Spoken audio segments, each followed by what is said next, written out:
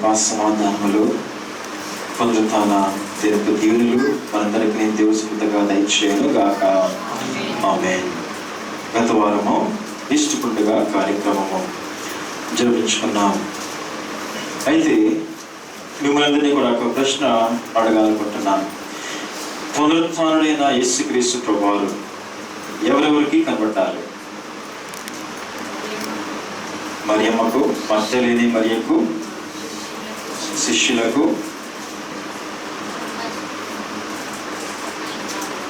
ఎమ్మాయి గ్రామం విడిచున్న మరిద్దరు శిష్యులకు, ఇదిగా కొంతమందికి ఆయన కనబడ్డారు. ఇంకా క్లియర్గా చెప్పాలంటే ఎవరు కనబడ్డారు? వీరందరినీ కలిపి ఏమనొచ్చు? అపోస్తలుల గ్రంథము చూడండి, 10వ అధ్యాయము 41వ వచనము.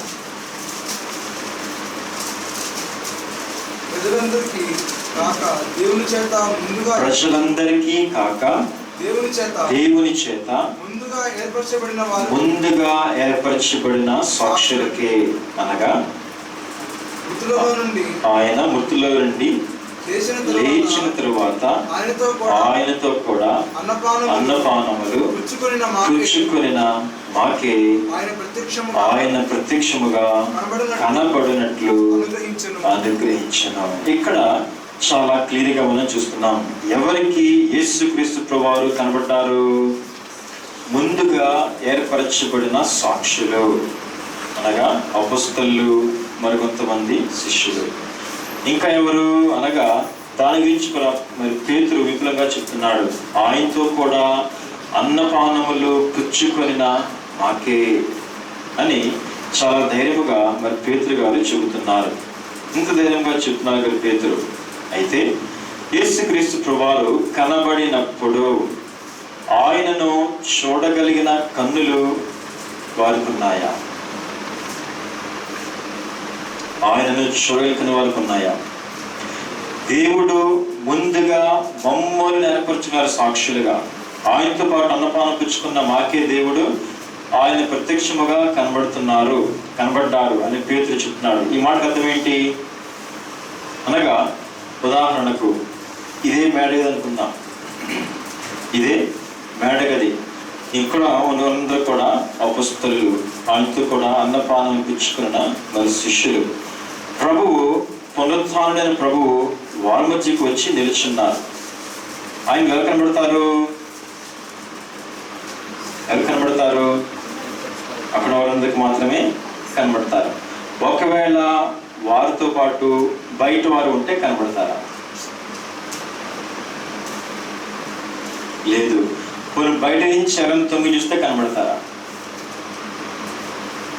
లేదు. ఈ మాటను బట్టి లేదు. ఎవరితో అయితే అన్నపానములు పుచ్చుకున్నావో మాతోనే ఆయన, మరి మేము ఆయనతున్నాము కాబట్టి మాకే ఆయన ప్రత్యక్షముగా కనబడినట్లు దేవుడు అనుగ్రహించారు. అనగా ఇది ఒక వరము అని మరి పేతురు చెప్తున్నారు. ప్రత్యక్షముగా అనగా మన కన్నులు చూసినంత ప్రత్యక్షముగా మరి వారి కన్నులు కూడా పునరుత్థానుడైన ప్రభువును, మహిమ శరీరముతో మరి లేచిన ప్రభువును వారు చూడగలుగుతున్నారు. కానీ మిగిలిన వారికి, బయటి వారికి, ఆయనతో పాటు లేని వారికి ఆయన వెంబడించవచ్చు. కానీ ఈ మాటను బట్టి మిగిలిన ఎవరికి కూడా ప్రభువు కనబడలేదు. అయితే ఒక మాట, ప్రభువు వీరికి ఇంత ప్రత్యక్షముగా కనబడినా కానీ ఎందుకు వారు ప్రభువును గుర్తుపట్టలేకపోయారు, చూడలేకపోయారు? ఉదాహరణకు ఎమ్మాయి గ్రామములకు వెళుచున్న, యెరూషలేము నుంచి ఎమ్మాయి గ్రామంకి వెళుచున్న ఇద్దరు శిష్యులు ఉన్నారు. ఆ మార్గములో అనగా రోడ్డులో వారిద్దరే కాదు కదా, ఇంకా చాలా మంది ప్రయాణం చేస్తుంటారు. అయితే ప్రభువు వీరిద్దరితోనే మూడో వ్యక్తిగా వారితో చేరి ఆయన వారితో పాటు ప్రయాణం చేశారు. వారు ఈయన చూస్తున్నారు, ప్రభువుని చూస్తున్నారు, ప్రభుతో మాట్లాడుతున్నారు. మరి ప్రభువును వారు గుర్తుపట్టలేదు. మరి ఆ గ్రామంలో ఆ మార్గంలో ఇంకా ఎంతో మంది వెళ్తుండవచ్చు, కానీ వారెవరికి కూడా ప్రభువు కనబడ్డారా? కనబడలేదు.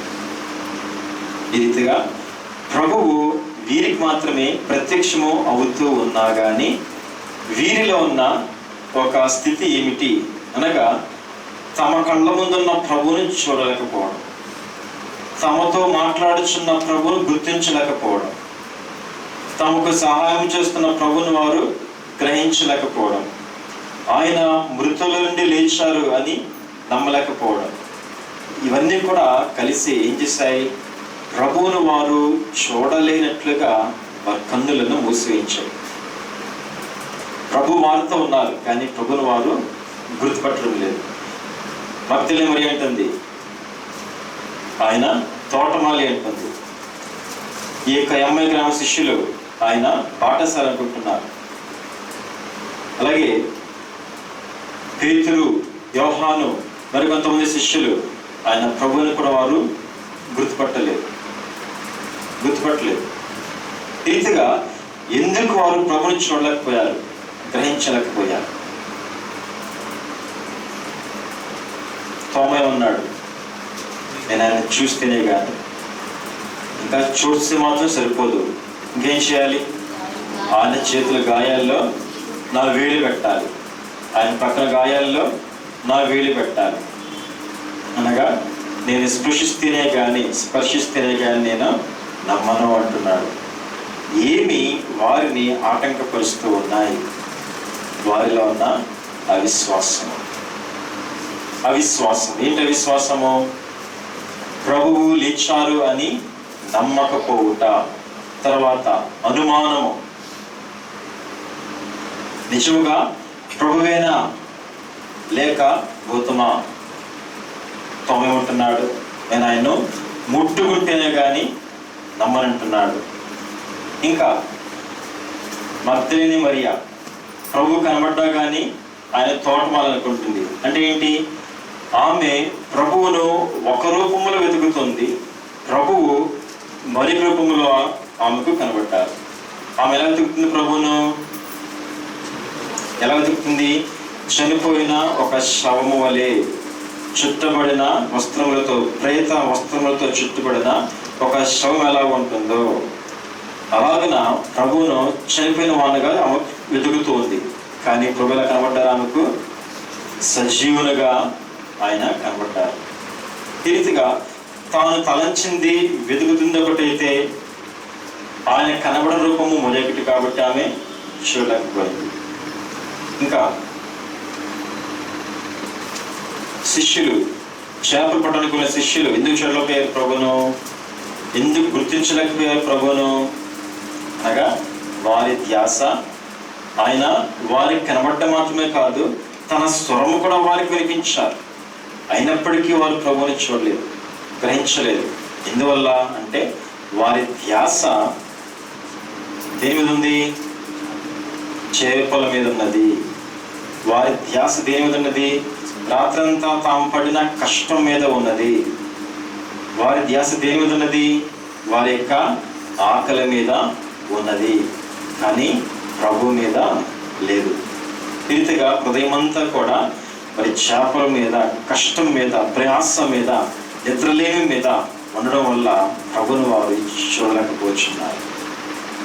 ఇంకా ఏమాయి గురించిన ఇద్దరు శిష్యులు, వీరు మరింత భయంకరం. తమతో పాటు మధ్యలో కలిసి నడుస్తున్నారు ప్రభు. బైబిల్లో నుంచే వాక్యాలన్నీ కూడా ఒక్కొక్కటి తీసి మరి రుజువులు వారికి చూపిస్తున్నారు. అయినప్పటికీ వారు ప్రభుని చూడలేకపోయారు. ఎందువల్ల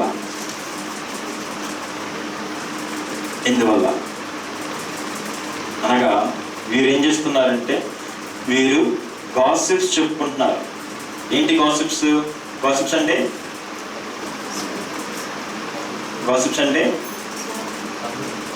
అక్కడ అలా జరిగిందంట, ఇక్కడ ఎలా జరిగిందంట అని ఆ వార్త ఈ వార్త చెప్పుకుంటూ కాళ్ళ వెలిపిస్తుంటారు. వీరి దృష్టి ఏముంది? అక్కడ అలా జరిగిందంట, అదిగో ఆయన ఇలా చేశారు, కానీ మరి యూదులేమో అలా అన్నారు, మరి యాజకులు ఎలా అన్నారు, శాస్త్రులు ఎలా అంటున్నారు, రోమిలు ఎలా చంపారు, అలాగని చెప్పేసి గాసిప్స్ మీద ఉన్నది కానీ అసలు తమతో ఉన్న వ్యక్తి మీద ప్రభు మీద ఉద్దేశం మాత్రం కూడా లేనేలేదు. ఎంతో భయంకరం కదా. వారికి కనబడాలని, వారితో మాట్లాడాలని, వారికి తను తాను ప్రత్యక్షపరచుకోవాలని, వారితో పాటు ఉండాలని, వారిని బలపరచాలని ప్రభువు శ్రమపడచ్చు. అనగా సిలువ శ్రమే కాదు, మహిమలో ఉన్న ఆయనకు ఇది హృదయమునకు వేదన చెందించే సంగతులు ఇవన్నీ కూడా. అందుకే ఎక్కడున్నారు పునరుత్థాన సిలువలు అన్నారు. పునరుత్థాన సిలువలు. మరి మరణించక ముందు మాత్రమే సిలువ కాదు, కానీ మరణించి తిరిగి లేచిన తర్వాత కూడా ఆయనకు అనేక సిలువలు. ఇవే సిలువలు. ఆయన్ను గ్రహించలేకపోవట, ఆయన్ను గుర్తించలేకపోవట, ఈ రీతిగా ప్రభువును ఎంతగానో బాధ కలిగించినవి. మరి ముఖ్యముగా ప్రభువును వారి కన్నులకు దూరము చేశాయి. ఏంటవి? అవిశ్వాసము, అనుమానము, ఇంకా వారి యొక్క తలంపులు, వారి యొక్క ధ్యాస, ఇంకా తాము తలంచింది ఒకటైతే దొరికింది మరో రూపంలో, ప్రభువును వెతుకుతున్నది ఒక రూపంలో అయితే ప్రభు దొరికింది మరొక రూపంలో. అది నెక్స్ట్ గాసిప్స్. ఈ రీతిగా ఎన్నో కారణాలు ఏమైనా ప్రభువును మాత్రము వారు గ్రహించలేదు. గ్రహించారా? గ్రహించలేదు. ప్రభువునికి లేదా మనకు కూడా దేవుడు అనేక మార్లు కనబడుతూ ఉంటారు, మనతో అనేక మార్లు మాట్లాడుతూ ఉంటారు.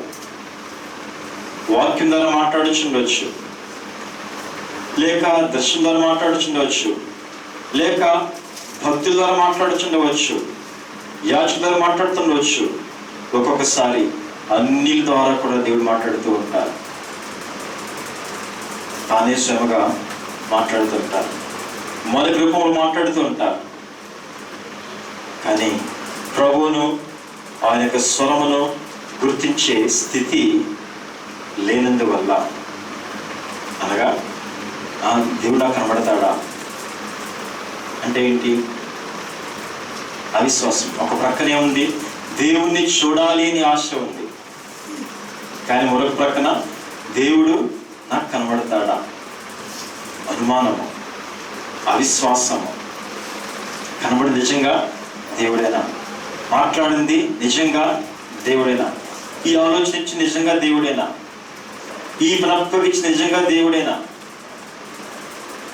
ఎన్నో మార్లు దేవుని యొక్క నడిపింపును మనము అర్థం చేసుకోలేక, ఆయన చెప్పిన పనులు చేయలేక, ఆయన కనబడిన, ఆయన మాట్లాడిన, ఆయన యొక్క ప్రత్యక్షతలను అనేక మార్లు మనము గ్రహించని స్థితిలో ఉంటూ ఉన్నాం. ఇది మనము సరి చేసుకోవాలి. అందుకే ఏం చేయాలి? అవిశ్వాసము పోవాలి. గాసిప్స్ ఏం చేయాలి? మానివేయాలి. ఇంకా యోహాను చేపలు పట్టుతున్నా కానీ ప్రభువుని చూసి, దూరం నుంచి చూసి వెంటనే గుర్తుపెట్టాడు. ఎందుకు? యోహానుకు ఒక ప్రత్యేకత ఉంది, పక్షి నేత్రములు గలవాడు అని. పక్షి ఏం చేస్తుంది? ఇంత దూరం నుంచినా కానీ తన ఎరను సరిగ్గా చూసి దూరం నుంచి వచ్చి దాన్ని పట్టుకుంటుంది. అలాగే యోహాను ఏ అలవాటు కలిగిన వాడు?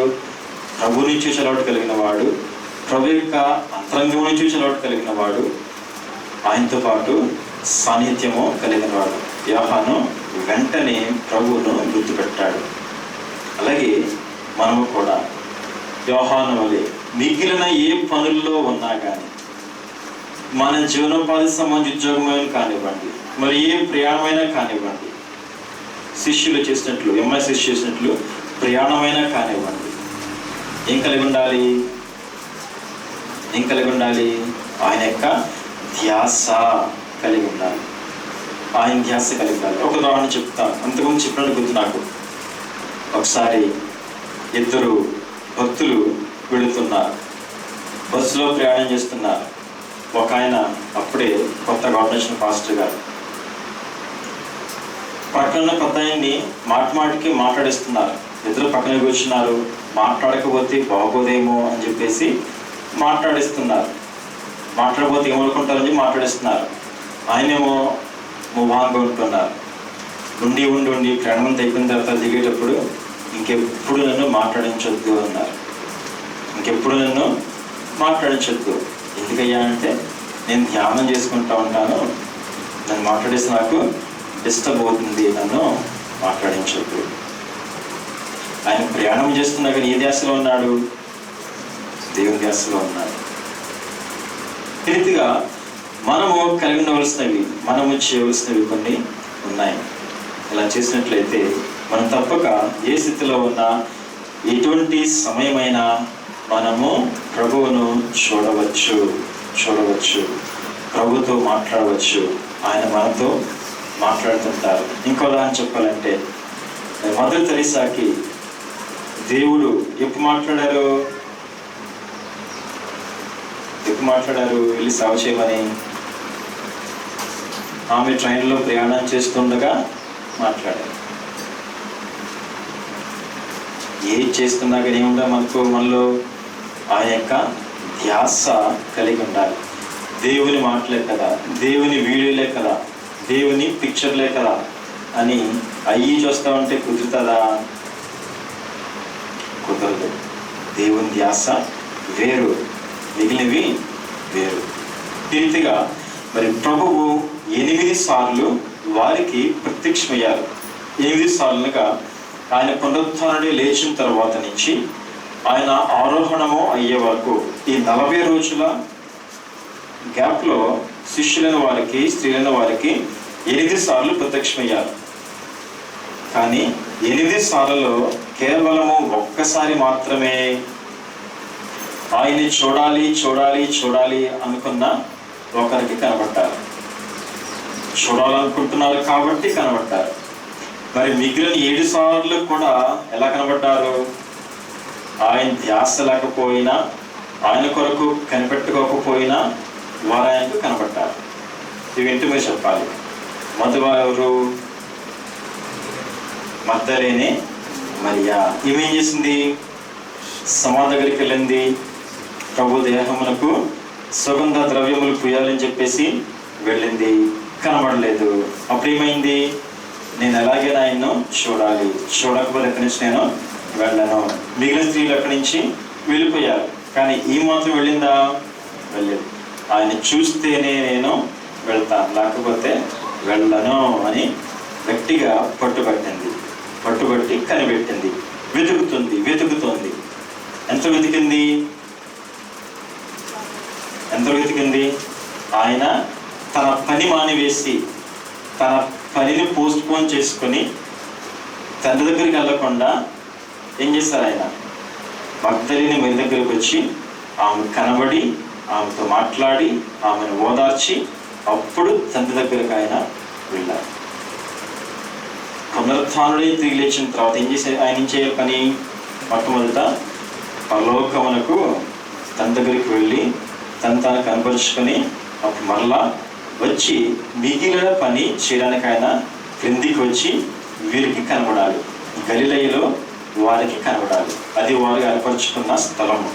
నేను లేచిన తర్వాత మరలా మీకు ఇదిగో గలిలయలో ఈ స్థలములో మీకు కనబడతాను అని ప్రభువారు ముందుగానే చెప్పిన మాటను బట్టి అక్కడ ఆయన వారికి కనబడాలి.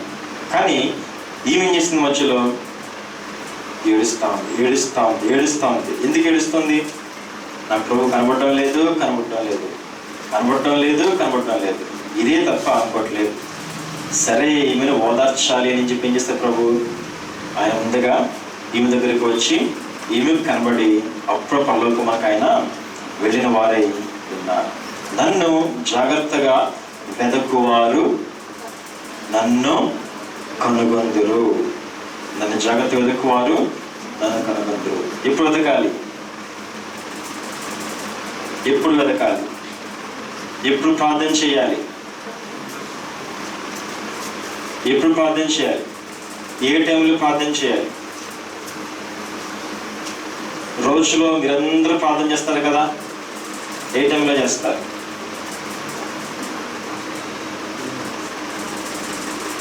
త్వరగా చెప్పాలి. 4 గంటలకి, తెల్లవారుజామున 7. ఉదయం అంటే early morning, before sunrise, after sunrise. ఎప్పుడు చేయాలి? బిఫోర్ సన్ రైజ్ ప్రార్థన చేయాలి. ఎందుకు? సృష్టిని చేసినప్పుడు వెలుగు ఎప్పుడు కలిగింది? ఎప్పుడు కలిగింది? ఎన్నో రోజు కలిగింది? ఎన్నో రోజు?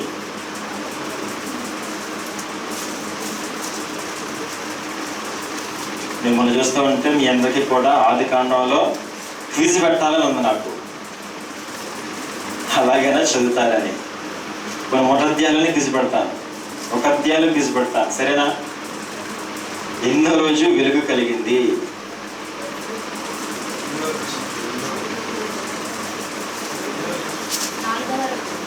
రెండో రోజు, 4వ రోజు. తీయండి, ఆది కాండం తీయండి, 1వ అధ్యాయం తీయండి.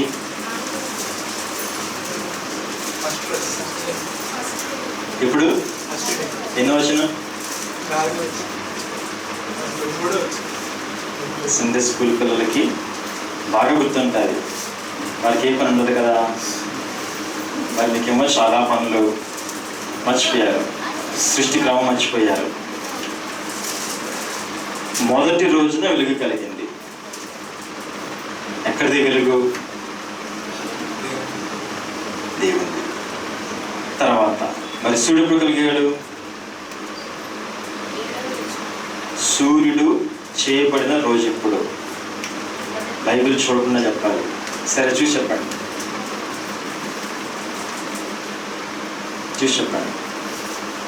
4వ రోజు కలిగాడు.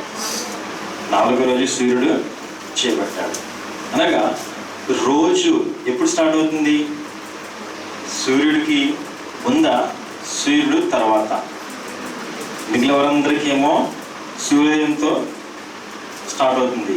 మరి మనకెప్పుడు? సూర్యుడు ఉదయించక మునిపే మనం ప్రార్థన చేయాలి. ఉదయించక మునిపే మనము మంచం మీద నుంచి లెగాలి, మోకరించాలి. సూర్యుడు ఉదయించక మునిపే ఆ రోజు గురించి మనం ముందుగా ప్రార్థన చేయాలి.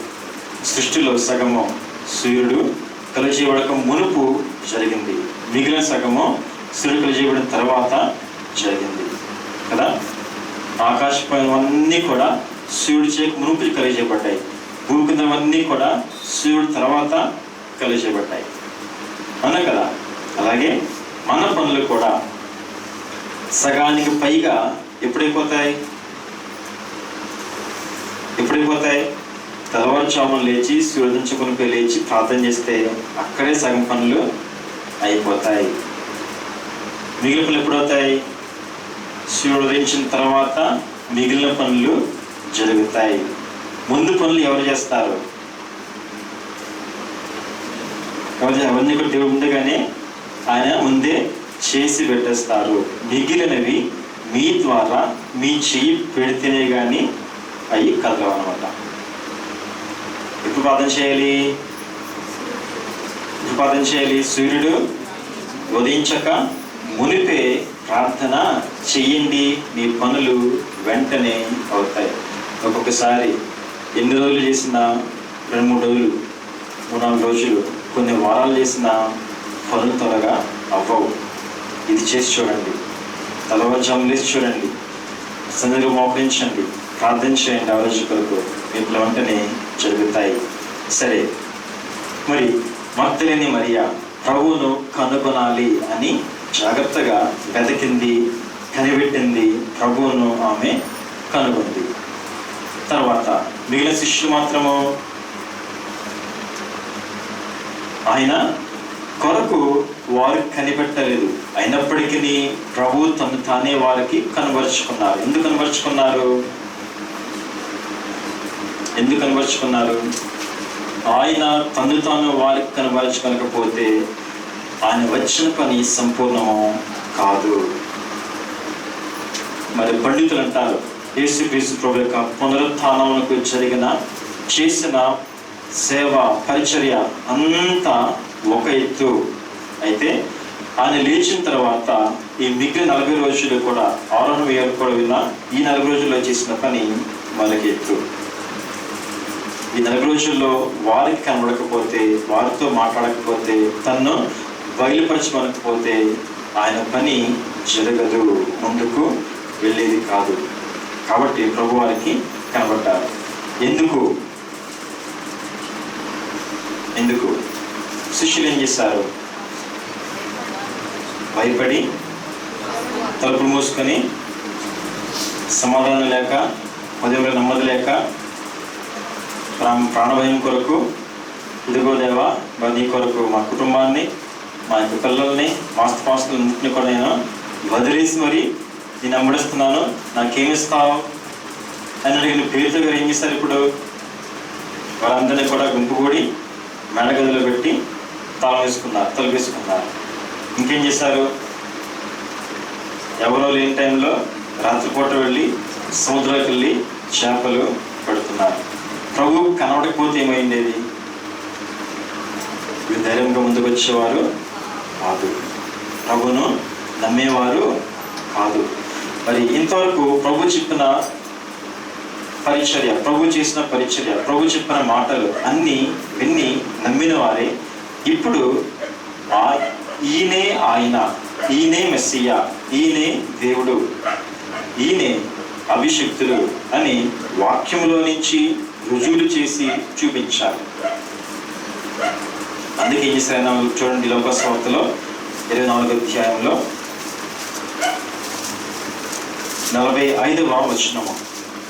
అప్పుడు వారు లేఖనం గ్రహించినట్లు ఆయన వారి మనస్సును తెరచి క్రీస్తు శ్రమపడి 3వ దినమున మృతుల్లో నుండి లేచిననియు యెరూషలేము మొదలుకొని సమస్త జనములలో ఆయన పేరట మారు మనస్సును పాపక్షమాపణయు. మరి ఇక్కడ వారి యొక్క మనస్సును తెరచి ఏం చేస్తారు? ఆయన లేఖనంలో నుంచి తన గురించిన వాక్యం వారికి మరలా తిరిగి చెప్పుచు వారిని బలపరిచిన వారై ఉన్నారు. వారి మనస్సు తిరగబడకపోతే వారికి ఏమండేది కాదు. ఇంతకాలము ప్రభుతో ఉన్నా, ఇంతకాలం ప్రభు వల్ల బోధించబడిన వారి మనస్సులు తిరగబడకపోతే ఏమండేది కాదు.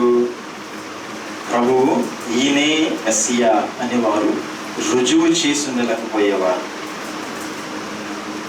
ఆయన్ని వారు అంగీకరించలేకపోయేవారు. కాబట్టి ప్రభు వారికి వారి మనస్సును తెరిచారు. అనేక మార్లు మనకు కూడా వాక్యం చదువుతూ ఉంటాం. కొంతమంది అలా ఎంత స్పీడ్గా చదివితే అన్నిసార్లు అని చెప్పేసి పోటీ పెట్టుకుంటారు. ఇంట్లో వాళ్ళతోనో పక్కన వాళ్ళతోనో పోటీ పెట్టుకుంటారు. నేను ఇన్నిసార్లు చదివాను, ఒకప్పుడు నేను అలా చేసిన వాడిని. పోటీ పెట్టుకుని చదువుతాను. ఉపయోగం ఉంటుందా? ఉపయోగం ఉంటుంది. ధ్యానం చేస్తూ చదివితే ఉపయోగం ఉంటుంది. వాక్యం చదివేటప్పుడు నీ ఆత్మతో నన్ను నింపు, నన్ను వెలిగించు అని మనము ప్రార్థన చేసుకొని చదివితే అప్పుడు దేవుడు మనకు వాక్యం ద్వారా మనతో మాట్లాడేవారే చెప్తారు. వాక్యం గ్రహించకపోతే మనము చదివిన ఉపయోగము ఉండదు. కాబట్టి వాక్యము చదవమంటే ఏమవ్వాలి? మనలో వాక్యము ఫలించాలి. ఆ వాక్యం మనలోనికి రావాలి, మన జీవితంలోనికి పనిచేయాలి, మన మనసుల్లో పనిచేయాలి, మన కుటుంబంలో పనిచేయాలి.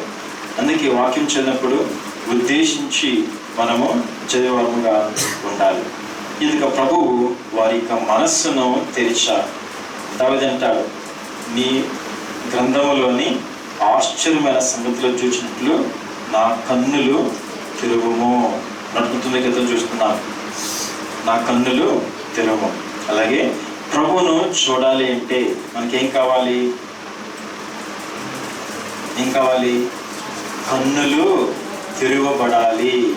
కన్నులు తెరవబడాలి. లోకాసవతిలో 24 అధ్యాయంలో 16 వచనంలో చూస్తున్నాం. మరి శిష్యులతో పాటు ప్రభు నడుస్తూ ఉంటే వారు ప్రభువును చూడలేకుండా వారి కన్నులు మూయబడ్డాయి. తర్వాత 31 వచనం చూసినట్లయితే మరి వారి కన్నులు తెరవబడి వారు ప్రభువును గుర్తుపెట్టారు. అలాగే మగ్దలేనే మరియ కూడా ఆయనను తోటమాలి అనుకుంది. ఎప్పుడైతే స్వామితో మరి మాట్లాడారో మరి అని పిలిచారు, ఆమె వెంటనే ఆమె గుర్తించి రబ్బూని బోధకుడా అని ప్రభును పిలిచినదై ఉన్నది.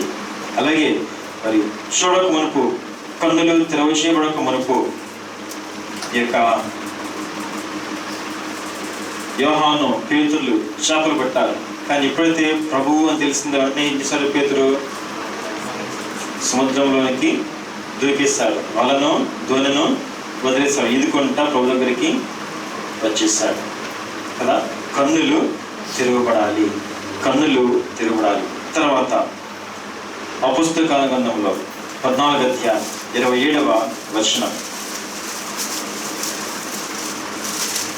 వారు వచ్చి సంఘమును సమకూర్చి దేవుడు తమకు తోడై ఉండి చేసిన కార్యములన్నీ అన్యజనులు విశ్వసించుటకు ఆయన ద్వారము తెరిచిన సంగతి వివరించి.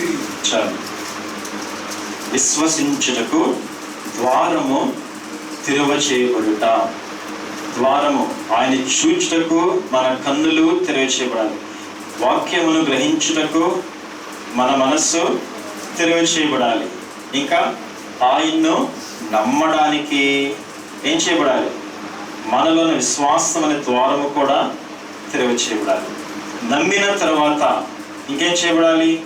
మనము ఇతరులకు సువార్త ప్రకటించుటకై మనకు సువార్త ద్వారము తెరవ చేయబడాలి. ఇవి మన ప్రభువును మరి వేడుకుంటే మనకు ప్రభువు అనుగ్రహించే వారై విన్నారు. ఇంతవరకు ప్రభు వారికి కనబడకపోతే సువార్తకు ద్వారము తెరవ చేయబడలేదు. యోహాను సువార్తలో 21వ అధ్యాయంలో పేతురు తనతో పాటు 7 శిష్యులను తీసుకుని చేపలు పట్టడానికి వెళ్ళాడు. నిన్ను మనుష్యులను పట్టు జాలర్లుగా చేస్తాను అని పేతురుతో చెబితే పేతురు ఏం చేస్తున్నాడు? మరలా చేపలు పడుతున్నాడు కదా. కాబట్టి మరలా చేపలు చూస్తే సువార్త తిరుగుబడతారా? లేక ఈ యొక్క వల, సువార్త అనే వల జనుల మీదకి వేసినప్పుడు పట్టే చేపలు చూసినప్పుడు ఆ యొక్క ద్వారం తిరుగు చేయబడతారా? ధోని కాదు, సముద్రం కాదు, కానీ సముద్రం వంటి జనాంగం మీద, జనుల మీద సువార్త అనే వలను వేసి దానితో చేపలు పట్టాలి అని ప్రభువు చూపించడానికి ఇక్కడ వీరికి ప్రత్యక్షమయ్యారు. కాబట్టి పేతురు తన తప్పు తెలుసుకొని మరొకసారి చేపట్టడానికి వెళ్లకుండా ఏం చేశాడు? ఎందుకు వస్తున్నాడు? ఏం చేశాడు? దేవుని యొక్క సువార్త అనే వలను వేశాడు. ఒకేసారి 3000 చేపలు పట్టాయి. 3000 చేపలు. ఇంతవరకు మరి ఆ రోజు వేసిన వాళ్ళకి 153 గొప్ప చేపలు పడ్డాయి అని చూస్తున్నాం. కానీ పేతురు వేసిన వాళ్ళకి ఎన్ని చేపలు పట్టాయి? 3000 చేపలు. ఇదేదో బాగుంది అని చెప్పేసి 2 రోజు మళ్ళా వాళ్ళు వేస్తాడు. ఎన్ని పట్టాయి? 5000 చేపలు పట్టాయి. అప్పుడు తెలిసింది నిన్ను మనుషులు పట్టు జాలగా చేస్తానంటే ఏంటో అప్పుడు తెలిసింది. అనగా ప్రభు కొరకు మనము ఆత్మలను రక్షించుదాం. అదే మన స్వార్థ వల. స్వార్థ కొరకు ద్వారము తెరవచేయబడాలి. ఇంతవరకు మరి మీరు కూడా ఎలా ఉన్నారు? శిష్యులాగే ఉన్నారు, అపుస్తలాగే ఉన్నారు, ఆయన వెంబడించిన స్త్రీల వల్ల పురుషులుగా ఉన్నారు. అంటే ప్రభు గురించి చాలా తెలుసుకున్నారు. కానీ తోటి వారికో, చుట్టూ ఉన్న వారికో వీరికో ఈయనకో భయపడి ఏం చేయలేకపోతున్నారు? వలను వేయలేకపోతున్నారు. వల వెయ్యినంతసేపు కూడా మీకేం తెలీదు, ఎన్ని చేపలు పడతాయో మీకు తెలియదు. ఒక్కసారి వల వేయండి, ఏమవుతుంది? పేతురు 150 అనుకున్నాడు. కొన్ని వేల కొద్ది వాళ్ళ చేపలు ఆ వలలో పడ్డాయి. మీరు దేవుని గురించి చెప్పడం ప్రారంభించండి. ఏం చేస్తారు? దేవుడు అనేక ఆత్మలను రక్షిస్తారు.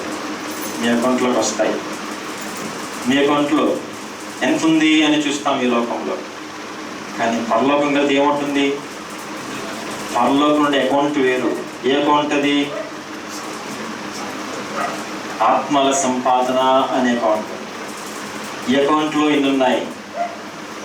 ఎంత అకౌంట్ ఉంది? 0 ఉందా, 1 ఉందా, 100 ఉందా, 1000 ఉందా, 10,000 ఉందా, 1 lakh ఉందా? అది దేవుడు చూస్తారు. భూలోకంలో ఎంత అకౌంట్ ఉందో ఆయనకు అక్కర్లేదు. పరలోకంలో ఉన్న మీ అకౌంట్లో ఎన్ని ఆత్మను రక్షించారు అది ప్రభు చూసేవారై ఉన్నారు. కాబట్టి మరి శిష్యులు కూడా తమ చేతులు కట్టుకున్నారు, కాళ్ళు కట్టేసుకున్నారు, నోట్ల మీద వేలేసుకున్నారు, ఎవరు చూడకుండా తమ ముఖాలు కప్పుకున్నారు, ఇంట్లోకి వెళ్ళి మేడగదిలోకి వెళ్ళి దాక్కున్నారు. కానీ ప్రభువు కనపడ్డారు. ప్రభు వారి దగ్గరికి వెళ్ళి మాట్లాడారు. వెంటనే వారు తలుపులు తెరుచుకొని బయటకు వచ్చి ప్రభు గురించి ప్రకటించుట అనేది ప్రారంభించినప్పుడు ఆయన సర్వలోకమంతటికి కూడా ఈ సువార్తను చాటింపజేసిన వారై ఉన్నారు. కాబట్టి ఈరోజు మన వరకు కూడా వచ్చింది. అందరికి ఎవరు వచ్చారు?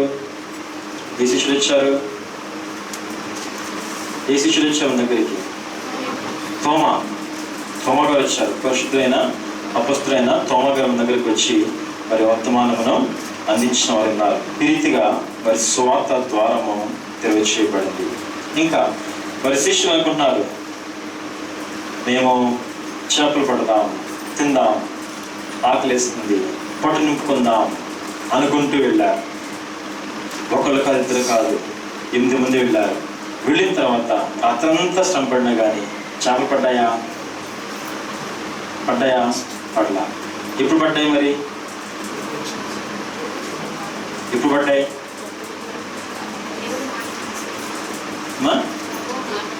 యేసు ప్రభు వారు వచ్చి మీరు ఇక్కడ వేయండి, కుడివైపున వేయండి అని ఆయన చెప్పితేనే కానీ వాళ్ళకి చేపలు పడలా. అలాగే మనం కూడా, నేను శ్రమ పడుతున్నాను, పగలతో శ్రమ పడుతున్నాను, నెలంతా కష్టపడుతున్నాను, నా సంవత్సరం అంతా కష్టపడుతున్నాను, జీవితం అంతా కష్టపడుతున్నాను అని అనుకున్నా మీకు జీతం వస్తుంది అంటే, మీరు ఫలిస్తున్నారు అంటే, మీకు అవసరం తిరుగుతున్నాయి అంటే ఎవరు? దానికి కారణం ఎవరు? కేవలము దేవుని యొక్క మాట, దేవుని యొక్క ఆశీర్వాదము. అవి లేకపోతే ఎంత శ్రమపడినా, కుటుంబంతా శ్రమపడినా అది వ్యర్థమే. కానీ ప్రభువు ఆయన మాట ఇవ్వాలి, అప్పుడు మీరు ఆశీర్వించబడతారు. కాబట్టి ఏం చేయాలి? దేవుని దగ్గరికి వచ్చి ఆయన మనము మొక్కాలి, ఆయన మనము ప్రార్థించాలి, ఆయన మనము వేడుకోవాలి. ఇంకా చివరిగా ప్రభువు పేతురుతో మాట్లాడుతున్నారు. ఒక ప్రశ్న వేశారు. ఏం ప్రశ్న? వీరికంటే నీవు నన్ను ఎక్కువగా ప్రేమించుచున్నావా? వీరందరికంటే నన్ను ఎక్కువగా నీవు ప్రేమించుచున్నావా? పేతురు ఏమన్నాడు? అవును ప్రభువా. అంతేనా? నేను వీరందరికంటే నిన్ను ఎక్కువగా ప్రేమిస్తున్నానని నీవే ఎరుగుదు అన్నాడు. మరలా అడిగారు ప్రభు, మరలా అదే చెప్పారు పేతురు. మరలా మూడోసారి అడిగారు ప్రభు. ఈసారి ప్రభు మీద పేతురు ఏం చేస్తున్నాడు? విసుక్కుంటున్నాడు. ప్రభు మీద విసుగుదల కలిగింది. దేవుని తెలీదా? ఆయనకు అన్నీ తెలుసు, అయినా నన్ను ఎందుకు అడగాలి అంటున్నాడు. కానీ ఒక మాట గమనించండి, ప్రభువు పేతురుని అడుగుచున్న ఒకే ప్రశ్న, కానీ ఆ ప్రశ్న వెనకాల ఉన్న ప్రభు యొక్క ఉద్దేశమును పేతురు గ్రహిస్తాడేమో అని మరలామలు అడుగుతున్నారు. కానీ పేతురు మాత్రము గ్రహించడము లేదు. పేతురు ఏమనుకుంటున్నాడు? నేను నిన్ను ప్రేమిస్తా, దేవుణ్ణి ప్రేమిస్తా, నా యొక్క లాభసాటి వ్యాపారమును విడిచిపెట్టేస్తాను, నా కుటుంబాన్ని విడిచిపెట్టేశాను, నా పిల్లల్ని విడిచిపెట్టేశాను, నా తల్లిదండ్రులు విడిచిపెట్టేశాను, అందరూ విడిచిపెట్టేశాను. ఇదిగో నీ దగ్గరికి వచ్చేసాను, నిన్ను వెంబడిస్తున్నాను. నీకోసం నేను ఏం చేయలేదు చెప్పు అన్నట్టుంది పేతురుకు వ్యవహారం. అంతేనా? అలాగే మాట్లాడుతున్నాడు. నేను నిన్ను ప్రేమిస్తానని నీవెరుగుదువు, నన్ను నీవు పిలిచిన ఫస్ట్ డే మొదలుకొని ఇదిగో ఎలా ఉన్నానో అంతా కూడా నీకే తెలుసు అంటున్నాడు పేతురు. ఎగ్జాక్ట్లీ మనం అలాగే అంటాం. ఇదిగో నేను నీకోసం ఇది చేస్తున్నా, అది చేస్తున్నా, ఇది చేస్తున్నా, అది చేస్తున్నా అంటాం. పేతురు వల్లనే మాట్లాడతాం. కానీ ప్రభుడుతున్నారు పేతురు వల్ల, వీరందరికంటే నీవు నన్ను ఎక్కువగా ప్రేమిస్తున్నావా? ఒకవేళ ప్రభు దేశం ఏమిటొచ్చు, వీరందరికీ నువ్వు ఎక్కువ ప్రేమిస్తే నీవు మరలా చేపలు పట్టడానికి వస్తావా? వీరందరికంటే నీవు నన్ను ఎక్కువగా ప్రేమిస్తే నీతో పాటు వీరిని కూడా తీసుకొని వీరిని కూడా ప్రక్కతో పట్టిస్తావా? వీరందరికంటే నువ్వు నన్ను ఎక్కువగా ప్రేమిస్తే నా కోసం చూడకుండా నీ వృత్తి కోసం ఇలా చేస్తావా? గమనించండి. ప్రభువును ప్రేమిస్తున్నాము నిజమే, అయితే ఆయన మన నుంచి ఏం కోరుకుంటారు? ఆయన ప్రేమిస్తున్నాము, ఆయన వెంబడిస్తున్నాము, ఆయన అనుసరిస్తున్నాము, మందిరంలోకి వస్తున్నాం కదా ప్రతి వారం. చాలు మీటింగ్ వస్తున్నాం కదా ప్రతిసారి, చాలు, సరిపోదు. దేవుడికి ఇంకా ఏదో కావాలి. ఏం కావాలి ఆయనకి?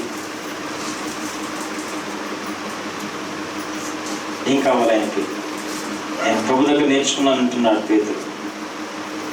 ఆయనతో పాటు ట్రైనింగ్ పొందానంటున్నాడు. ఆయన దగ్గర అందరికీ నాయకుడిని నేనే అంటున్నాడు. మరి ఇప్పుడేమో తప్పులో కాలేశాడు. నీకోసం చచ్చిపోతాను రెడీ అన్నాడు. ఆయనే నింటే నేను ఎరుగును పో అన్నాడు. పుట్టు పెట్టుకుంటున్నాడు, తను శాపార్థం పెట్టుకుంటున్నాడు. ఈ పేతురేనా? ఇదే పేతురు.